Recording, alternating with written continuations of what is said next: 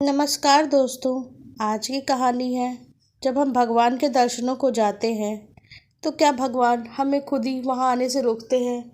कई बार भगवान के दर्शनों के लिए जाते समय कुछ ऐसी बुरी चीज़ें हमारा पीछा कर रही होती हैं जिनसे कई बार हमारा जीवन खतरे में पड़ सकता है।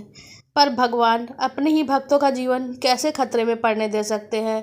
वो कुछ ना कुछ तरीका करके हमें बचा ही ले सकते हैं, लेकिन कई बार वो हमें बचाते हैं तो हमें चोट पहुंचती है।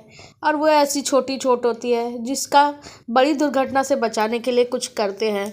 हम अक्सर अपनी बदकिस्मती मान लेते हैं या फिर शायद भगवान को दोष देते हैं कि हमें चोट लग गई, पर उस समय भी भगवान हमारी ही सुरक्षा कर रहे होते हैं। वो चोट कोई चोट नहीं होती है, बल्कि बड़ी मुसीबत से बचाना होता है। जो भगवान का फैसला होता है उसमें हमारा हाथ नहीं होता, वो तो भगवान ही निर्णय करते हैं। आज अनिल और कविता अपने घर से निकलने का फैसला करते हैं भगवान के दर्शनों के लिए जाने के लिए, क्योंकि उनका एक नियम था। वो हर साल साईं बाबा के एक मंदिर जाते थे, जहां वो अपने बच्चों के जन्म से पहले भी जाते रहते थे।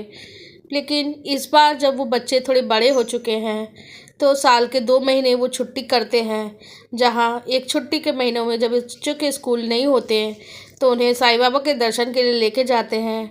और फिर इस साल के इस महीने में वो दोनों अकेले ही जाते हैं। ये साल बीत रहा था, हर साल भी बच्चों को लेके जाते थे साथ साथ, लेकिन अब बच्चे थोड़े बड़े हो चुके हैं, उन्हें साथ ले जाना संभव नहीं है, इसलिए साल की 2 छुट्टियाँ की जाती हैं। पर इतने बड़े नहीं हुए हैं कि वो खुद पे निर्भर हो जाएं, और इतने भी छोटे नहीं कि एक स्कूटर पे तीनों साथ में बैठ सकें और साईं बाबा के दर्शन के लिए जा सकें। तो इन लोगों ने तय किया कि साल भर के 2 दिन हम ऐसे बनाते हैं जब साईं बाबा के दर्शनों को जाएंगे। एक दिन जब हम गाड़ी बुक करके बच्चों के साथ जाएंगे, दर्शन करेंगे, और फिर साल का वो दिन जिसमें हम अपनी शादी के समय से ही नियम बांध के रखे हैं, जब हम अकेले भी जाते थे आज भी अकेले जाएंगे। बच्चों को कहते हैं घर संभालना, पर इतना आसान नहीं। बस छोटे बच्चे हो तो कुछ घंटों के लिए ताला बंद करके रख लेना, इंडोर गेम खेल लेना, बच्चे समय गुजार सकते हैं।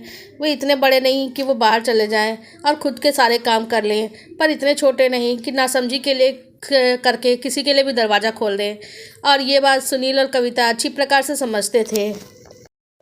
साल भर की गर्मियों की छुट्टी के दिन सारे बच्चों ने मिलकर एक साथ, कविता और सुनील जब दर्शन करके आ चुके थे, उनके बाकी के महीनों में बच्चों को इस तरह से स्कूटर में लेके जाना उन्हें सही नहीं लगा। तो उन्होंने कहा आज तो हम दोनों अकेले चलते हैं, 2 पहिया वाहन यानी स्कूटर के साथ दोनों आराम से जा सकते थे।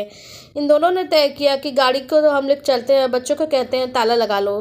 बच्चों को कहते हैं ताला लगा लेते हैं, और उनका एक हिस्सा खुला हुआ था जैसे बालकनी कहते हैं, और बच्चे वहाँ से उन्हें टाटा कह सकते थे।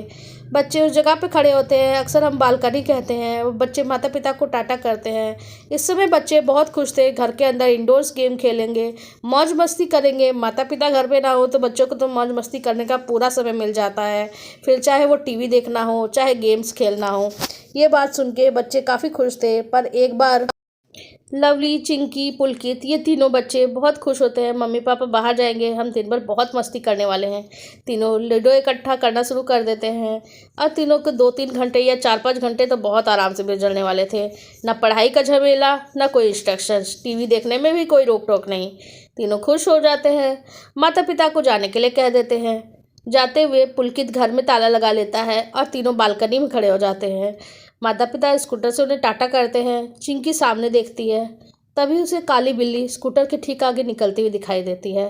चिंकी उन्हें रोकने के लिए हाथ बढ़ाने ही वाली थी, क्योंकि छोटी सी चिंकी थी, शायद पापा ने उसे देखा भी नहीं। तब तक पापा स्कूटर स्टार्ट करके आगे बढ़ चुके थे। चिंकी कुछ नहीं बोलती, पर बहुत ज़्यादा परेशान हो जाती है। उसका मन लूडो खेलने में भी नहीं लग रहा था। भैया पुलकुत के बोलती है, क्या हुआ, तुम खेल नहीं रही हो बेटा? भैया बोलते हैं तो बोलता है कोई बात नहीं, तुम टीवी देख लो। भैया थोड़े बड़े थे, समझदार थे, लेकिन चिंकी थोड़ी मासूम सी बोली, नहीं दीदी और नहीं भैया। चिंकी परेशान लग रही थी तो लवली दीदी से बात की। लवली दीदी भी बोली, मुझे भी कुछ गलत लग रहा है, कुछ बुरा होने वाला है, ऐसा लग रहा है। चिंकी बोलना नहीं उतना जानती थी, पर उसे डर लग रहा था, और लवली दीदी भी इस डर को महसूस कर पा रही थी चिंकी के। पता नहीं क्यों हर बार तो बाबा के दर्शन के लिए मम्मी पापा जाते ही हैं स्कूटर से, पर कभी ऐसी फीलिंग नहीं आती थी। पता नहीं क्यों इस साल बहुत डर लग रहा है। सुन के पुलकित भैया बोलते हैं शायद कुछ गलत हो जाए, पर अगर गलत होने से रोकना है तो हमें भगवान से प्रार्थना करनी होगी, क्योंकि भगवान ही इस चीज़ को रोक सकते हैं।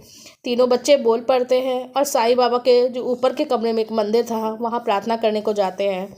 उनके आगे खड़े होते हैं, प्रार्थना करते हैं।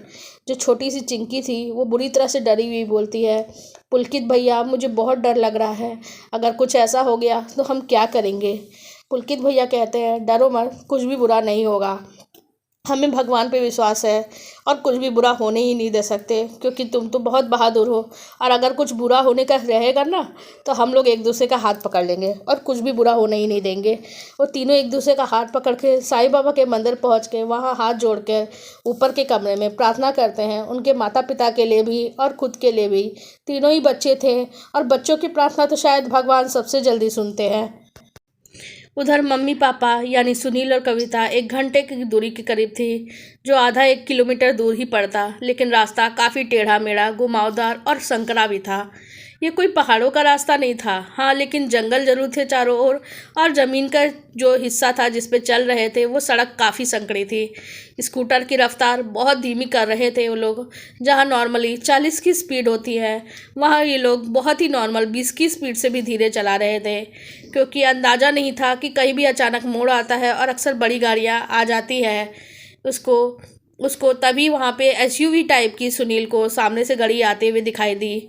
उन लोगों ने सोचा कि बाएं तरफ का तो रास्ता है, ये थोड़ा चौड़ा दिख रहा है, क्यों ना हम थोड़ा अगर जंगल की तरफ जाए तो गिर भी सकते हैं, इस तरफ से निकलने की कोशिश कर सकते हैं। वो लोग थोड़े बाएं तरफ होने की कोशिश कर ही रहे थे, सोच ही रहे थे कि ठीक सामने एसयूवी इनके आते हुए दिखाई देने लगी। उन्होंने सोचा बाएं तरफ से निकलने की कोशिश करते ही हैं, तभी अचानक से एक बड़ी सी गाय, जिन्हें गाय माता को अक्सर कविता रोटी खिलाती है वैसी ही दिखाई देने वाली गाय, इनके इतने करीब आ गई। ये लोग सोच ही नहीं पाए कि ये क्या हुआ, और अचानक वो गाय इन्हें जोर से टक्कर मार देती है और इनकी गाड़ी जिस तरफ ये जंगल में नहीं जाने का सोचे थे उसी तरफ गिर जाते हैं। ये लोग अभी कुछ समझ पाते तभी इन्हें कुछ नज़र आता है। उधर जो चिंता हो रही थी सुनील और कविता को अपने आप से ज़्यादा, गौ माता को कहीं टक्कर ना लग गई हो। कहीं कविता गौ माता को देखने के लिए नज़रें उठाती है, जो ऐसा लग रहा था जिन्हें वो रोज़ रोटी खिलाती है वही अचानक सामने आ गई है। पर काफ़ी दूर दूर नज़र दौड़ाने पे भी उसे गौ माता नज़र ही नहीं आती, जिससे उसकी अभी अभी टक्कर हुई। स्कूटर को टक्कर मारी पर वो नज़र नहीं आ रही, पर वो गाड़ी भी नज़र नहीं आ रही थी, जो गाड़ी बहुत तेज़ रफ्तार से इन लोग की तरफ आ रही थी, जिससे बचने के लिए लोग बाएं होने वाले थे। हाँ, लेकिन एक बहुत बड़ी ट्रक जिस बाएं तरफ ये लोग जाने वाले थे उस तरफ से उन्हें तेज़ रफ्तार से आती हुई जरूर नज़र आ गई, जो उस तरफ से मुड़ी थी जहाँ से इन्हें नज़र भी नहीं आता। और उसी स्पीड से वो चल रही थी कि अगर ये लोग उस तरफ होते तो उस गाड़ी से बचने का कोई रास्ता नहीं होता। वो गाड़ी इतनी स्पीड में थे कि इन लोगों की तरफ शायद वो कुचल के निकल जाती या टक्कर मार देती, और ये लोग कुछ नहीं कर पाते। इन लोग का स्कूटर लेकिन अब सड़क के किनारे गिर चुका था। सुनील और कविता दोनों ने हेलमेट पहना हुआ था। इत्तेफाक से उन्हें कोई चोट सर पे तो नहीं लगी, लेकिन हैरानी से वो उस ट्रक को देख रही थी जो तेज़ स्पीड में आंखों के सामने निकल गई। ये सब कुछ बहुत तेज़ी से हुआ, लेकिन कुछ पल के लिए भी अगर देरी होती तो ना जाने क्या से क्या हो जाता। अगर वो गौ माता हमें धक्का मार के नीचे नहीं गिराती तो एक पल में सारी दुनिया ही तबाह हो जाती। हम अपने परिवार से इतने दूर चले जाते, यह सोच के कविता काँप उठती है। क्या होता उसके बच्चों का। एक पल को भी कविता ये जब सोचती है तो कांपने सी लगती है। उसे तो अपना ध्यान भी नहीं था, तभी उसे याद आता है, अरे सुनील कहाँ है। सुनील को देखती है तो उसे कुछ खास चोट नहीं आई थी, वो बस थोड़े गिर गए थे। उन्हें उठाने की कोशिश करने के लिए कविता उठती है, तभी उसके पाँव में बहुत तेज़ दर्द होता है। अब जाके उसे एहसास होता है कि उसके पाँव में बहुत तेज़ चोट लग चुकी है, जिसकी वजह से वो तो चल भी नहीं पा रही। सुनील आता है, उसे ज़बरदस्ती किसी तरह से स्कूटर में बैठाता है और आसपास के एक डिस्पेंसरी में लेके चला जाता है, जहाँ पे वो लोग डॉक्टर बैठे थे। वो बोलते हैं आपके पाँव में तो बहुत तेज चोट लगी है, शायद हड्डी में चोट आ गई है, यहाँ तो एक्सरे करना पड़ेगा, पर यहाँ ये सुविधा नहीं है, आपको वापस शहर की तरफ जाना होगा। ये एरिया शहर से काफ़ी दूर आ चुका है, ये एक्सीडेंट थोड़े होते हैं, लेकिन यहाँ पे आपको थोड़ा सा यहाँ दूर जाना होगा। सुनील को वापस जाने की राय डॉक्टर्स देते हैं, कविता का बहुत मन था कि वो किसी भी तरह से साईं बाबा के दर्शन कर ले, पर सुनील समझाता है अगर स्वास्थ्य अच्छा रहा और किस्मत अच्छी रही तो हम दोबारा ज़रूर यहाँ आ जाएंगे, फिलहाल चलो। कविता आधे मन से वहाँ से लौटने को तैयार हो जाती है, पर क्या करें, जब उस एक्सरे होता है तो कविता को अच्छी खासी मोच आ गई थी और हड्डी में भी चोट लगी थी। 1 महीने के लिए प्लास्टर बांध दिया गया और उन्हें 1 महीने की आराम करने की सख्त हिदायत दे दी गई। जहां कविता की देखभाल की पूरी तरह से जिम्मेदारी सुनील पे आ पड़ी थी और बच्चे काफ़ी छोटे थे। पुलकित चाय और मैगी बनाना तो जानता था, पर बेटियां बहुत ही ज़्यादा छोटी थी, तो सुनील ने छोटे मोटे काम जैसे झाड़ू पोछा बर्तन के लिए एक दाई रख ली जो काम में हेल्प करती थी, यानी हेल्पर। और कविता जो खुद काम निपटा लेती थी, अब उसे देखभाल की आवश्यकता थी, तो सारे काम घर के दाई सुनील मिलके और कर रहे थे और छोटे बच्चे भी थोड़ी हेल्प कर रहे थे। जहाँ बच्चों की देखभाल और स्कूल की चीज़ों को देखना होता था, वो सब कुछ सुनील अकेले देख रहे थे और कुल मिला के इस मुसीबत को लोग मिल के पार निकालने की कोशिश कर रहे थे। 1 महीना बीतता है, कविता पूरी तरह से स्वस्थ हो जाती है और उसके बाद कहती है अपने परिवार को, आप लोगों ने मेरा बहुत साथ दिया। ये सब कुछ जो ऐसे बुरा हुआ उसका बहुत अच्छा फल ये है कि आपने मेरा परिवार मेरे साथ रहा, जिसने मेरे लिए बहुत कुछ किया। अगले 6 महीने बाद सुनील और कविता फिर से प्लान बनाते हैं साईं बाबा के उस मंदिर में जाने के लिए, क्योंकि पिछली बार जो हुआ था वो सब कुछ हो चुका था, फिर भी ये लोग समझ नहीं पाए थे और वो लोग साईं बाबा के पूरे परिवार के साथ मंदिर जाते हैं। साईं बाबा के मंदिर में वहाँ बहुत कुछ जीवंत सा उन्हें महसूस हुआ था। ऐसा 1-2 बार नहीं बल्कि बच्चों को भी महसूस हुआ। उनकी छोटी बेटी चिंकी को साईं बाबा के होठ हिलते हुए से दिखाई दिए, जैसे लग रहा था कि वो कुछ बोल रहे हों। चिंकी बोली, साईं बाबा हमें आशीर्वाद दे रहे हैं, देखो देखो। लेकिन चिंकी बहुत ही छोटी थी, इतने छोटे बच्चे झूठ नहीं बोलते, नॉर्मल तो इन्हें झूठ बोलना आता भी नहीं है। ऐसी बातें सब सुने सबने, लेकिन विश्वास तो कर ही लेते हैं, क्योंकि अगर ऐसा नहीं होता तो यह संभव ही नहीं था जो चीज़ें हमारे साथ हुई थी। अगर एक चीज़ दिल में मान लें कि वो गाड़ी जो हमें दिखाई दे रही थी उस दिन एसयूवी, वो अचानक कैसे हवा में गायब हो गई। चलो मान लेते हैं गाड़ी हाई स्पीड में थी, वो गायब हो गई, तो फिर वो गौ माता जिनसे हमारी टक्कर हुई वो कैसे गायब हो सकती हैं? हमें तो उन्हें आसपास नज़र भी नहीं दिखाई दी। वो गाड़ी हवा नहीं थी, पर गौ माता भी तो नहीं थी जो उड़ के कहीं चली नहीं जा सकती, पर वो ट्रक थी जो हमें दिखाई नहीं दे रही थी। उस दिन एसयूवी गाड़ी जो स्पीड में थी वो तेज़ी से चली गई भी, तो जो ट्रक इसी स्पीड में आ रही थी वो हमें क्यों नहीं दिखाई दी? ऐसा लगता है जैसे यम हमारे प्राण लेने को आए थे, पर साईं बाबा ने मेरे बच्चों की प्रार्थना सुन के हमारी जान बचा ली।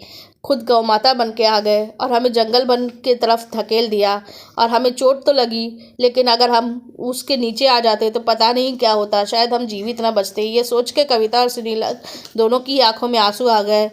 और ये चिंकी और लवली और पुलकित तीनों को ही नहीं बताया कि बच्चे सुनेंगे तो शायद बहुत डर जाएंगे। एक बार भगवान साईं बाबा पे लेकिन पूरा विश्वास हो गया।